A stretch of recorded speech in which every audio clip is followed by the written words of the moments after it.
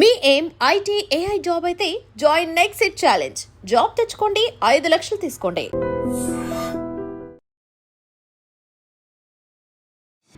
నమస్కారం, welcome to IT media. నేను మీ సంగీత.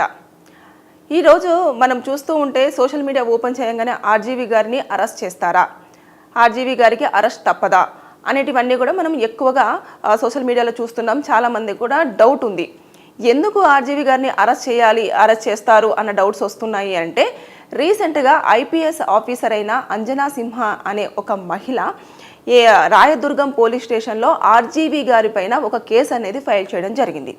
ఎందుకు ఆవిడ ఆర్జీవీ గారి పైన కేసు ఫైల్ చేసింది, ఏమన్నా అతని వల్ల ఇబ్బంది ఎదుర్కొందా అంటే ఫిజికల్గా కానివ్వండి, లేదు అనుకుంటే అతను మాటలతో కానివ్వండి, ఇలాంటివి ఏమీ చేయలేదు. జస్ట్ అతను ఒక దహనం అనే మూవీలో తన పర్మిషన్ లేకుండా ఒక ఫోటోని ఆ వెబ్ సిరీస్ మూవీలో ప్రజెంట్ చేశారు అన్న ఆరోపణలు ఎదుర్కొంటూ ఆవిడ వచ్చేసి పోలీస్ స్టేషన్లో కేసు ఫైల్ చేయడం అనేది జరిగింది. అయితే 2022 ఏప్రిల్ 14వ తేదీన ఈ మూవీ అనేది మ్యాక్స్ ప్లేయర్ దాంట్లో వెబ్ సిరీస్ వైజ్గా రిలీజ్ చేశారు. అయితే దాంట్లో ఆవిడ ఫోటో కనిపించింది, నా యొక్క పరువుకి, నా ఆత్మగౌరవానికి మీరు ఇబ్బంది కలిగించారు అని చెప్పేసి ఆరోపిస్తూ ఆవిడ ఇండియన్ పీనల్ కోడ్ ప్రకారంగా కేసులు అనేది ఫైల్ చేశారు. ఎందుకు ఇండియన్ పీనల్ కోడ్ ఇప్పుడున్న బిఎన్ఎస్ ఎందుకు అప్లికేబుల్ చేయలేదు అంటే, ఈ సినిమా వచ్చేసి 2022లో ఎప్పుడైతే వెబ్ సిరీస్ రిలీజ్ చేశారు కాబట్టి ఆ సెక్షన్స్ని అప్లికేబుల్ చేస్తూనే కేసులు ఫైల్ చేయడం జరిగింది. ఇందులో ఇండియన్ పీనల్ కోడ్ వచ్చేసి 468, 469, 500, 509 కింద కేసులు అనేవి ఫైల్ అయినాయి. ఇప్పుడు మనం 468లో వచ్చేసి 7 years పాటు జైలు శిక్ష ఉంటుంది. అదేవిధంగా జరిమానా విధించే అవకాశాలు ఉంటుంది. ఒక్కొక్కసారి 2 కూడా విధించే ఛాన్సెస్ ఉంటాయి. ఇంకా 469లో చూసేసుకుంటే 3 years వరకు కూడా జైలు శిక్ష ఉంటుంది. అదేవిధంగా జరిమానా కొన్నిసార్లు 2 కూడా విధిస్తారు. ఇక 500 ఐపీసీ 500 కింద చూసుకుంటే 7 years వరకు కూడా జైలు శిక్ష ఉంటుంది.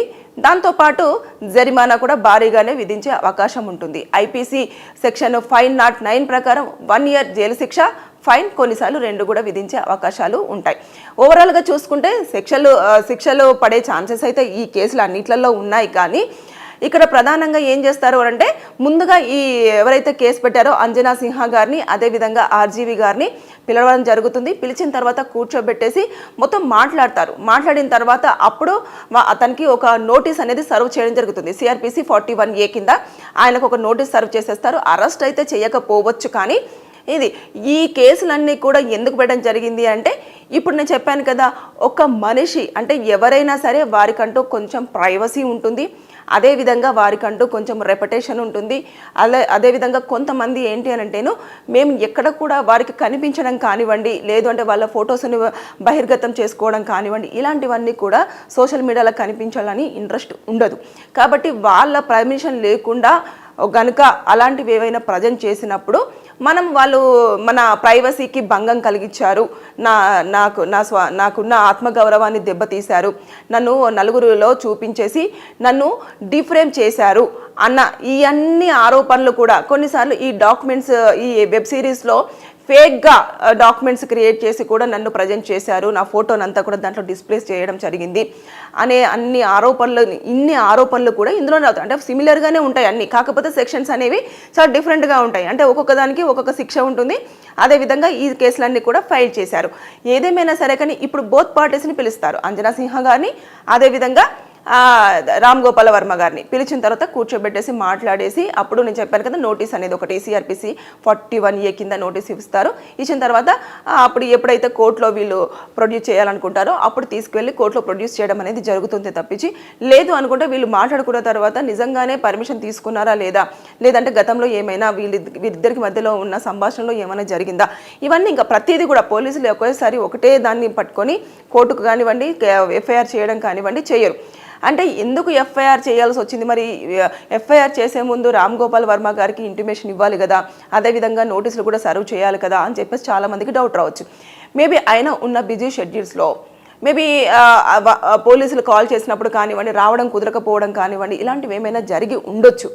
అందుకోసమని ఒక 3-4 టైమ్స్ కంపల్సరీగా పోలీసు వాళ్ళు పిలుస్తూ ఉంటారు. లేదు అనుకుంటే మొబైల్లో ఈ మధ్య కాలంలో మొబైల్లో పంపిస్తూ ఉన్నారు, మీరు ఒకసారి పోలీస్ స్టేషన్కి రండి అని చెప్పేసి.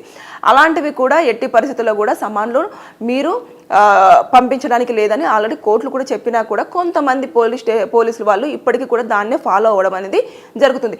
ఈ నేపథ్యంలో ఆయన కనుక ఆ నోటీసులు రిసీవ్ చేసుకోకపోవడమో, లేదు అనుకుంటే అతనికి ఇన్ఫర్మేషన్ సరిగ్గా వెళ్ళకపోవడమో జరగడం వల్ల పోలీసుల యొక్క అంటే ఎప్పుడైతే పిలుస్తున్నారో వాళ్ళు ఇగ్నోర్ చేస్తున్నారో, రావడానికి వాళ్ళు అసలు సుముఖత చూపించట్లేదు, దాంతోపాటు పోలీసులకు రెస్పాండ్ అవ్వట్లేదు అన్న కారణంగా ఎవరైతే పర్సన్ ఉంటారో ఆ పర్సన్ చెప్పిన దాని ప్రకారం కొన్ని రోజులు వెయిట్ చేసి అప్పుడు ఎఫ్ఐఆర్ అనేది చేయడం జరుగుతుంది.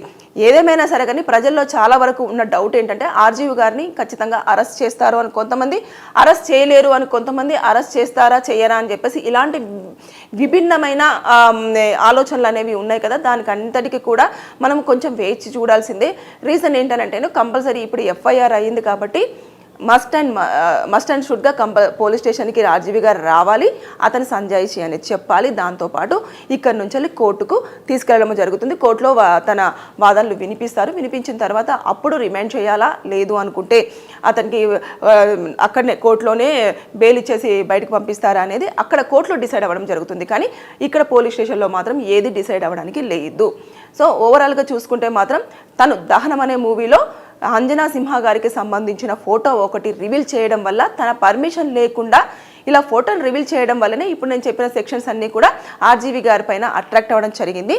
అంతేగాని అతను ఆవిడని ఏదన్నా మాట అనడం కానివ్వండి, లేదు అంటే ఫిజికల్గా ఇబ్బంది పెట్టడం కానివ్వండి, ఇలాంటివి ఏమీ జరగలేదు. చాలామంది ఏమంటున్నారంటే ఆయన ఏమో ఇబ్బంది పెట్టుంటారు, మాటలతో ఇబ్బంది పెట్టుంటారు, చేతలతో ఇబ్బంది పెట్టుంటారు అన్న వాదనలకు నేను ఈ సమాధానం చెప్తూ ఉన్నాను. ఆయన అయితే ఎట్టి పరిస్థితుల్లో అరెస్ట్ చేయకుండా ఉండడానికే మ్యాక్సిమం చట్టాలు ఇవన్నీ కూడా. సో ఇప్పుడు ఆర్జీవి గారి పైన ఉన్న కేసులన్నీ కూడా బెయిలబుల్లే కాబట్టి ఆయనకు బెయిల్ అనేది చాలా ఈజీగా రావడం జరుగుతుంది, ఒకవేళ రిమాండ్ చేసినప్పటికీ కూడా. సో ఏది చూసుకున్నా సరే ఇక్కడైతే అంజనా సింహ గారి పెట్టిన కేసులకు ఆర్జీవి గారు సమాధానం చెప్పాల్సింది ఎంతైనా ఉంది. సో కోర్టులో మనం వేచి చూడాలి ఏం జరగబోతుంది అనేది. అంతేగాని అరెస్ట్ అవుతారా లేదా అనేది పోలీసుల చేతుల్లో అయితే లేదు. ఆ కేసులు ఎంతవరకు స్ట్రాంగ్గా ఉన్నాయి, ఎంతవరకు నిజము, ఎంతవరకు అబద్ధం అనేది కూడా మొత్తం కోర్టే డిసైడ్ చేయడం అనేది జరుగుతుంది. Thank you. నిజంగా ప్రస్తుతం ఉన్నటువంటి సమాజం దేనికి ప్రయారిటీ ఇస్తుంది? ఆర్థిక సంబంధాల చుట్టూ మాత్రమే తిరుగుతుంది. మళ్ళీ ఎన్నికలంగానే చాలా విరక్తి కలుగుతాను. మంచి అనిపిస్తుంది కదా, లేడీస్ కూడా ఛాలెంజింగ్ జాబ్స్ చేసినప్పుడు చాలా బాగుంటది. ట్రాఫిక్ అసిస్టెంట్స్ గా నియమించిన ట్రాన్స్జెండర్స్ అందరితో సాల్యూట్ చేయించుకుంటున్నారు. ఫుడ్ డెలివరీ ఇవ్వటానికి వెళ్ళినటువంటి డెలివరీ బాయ్ అనిల్ పై కళ్ళ ముందు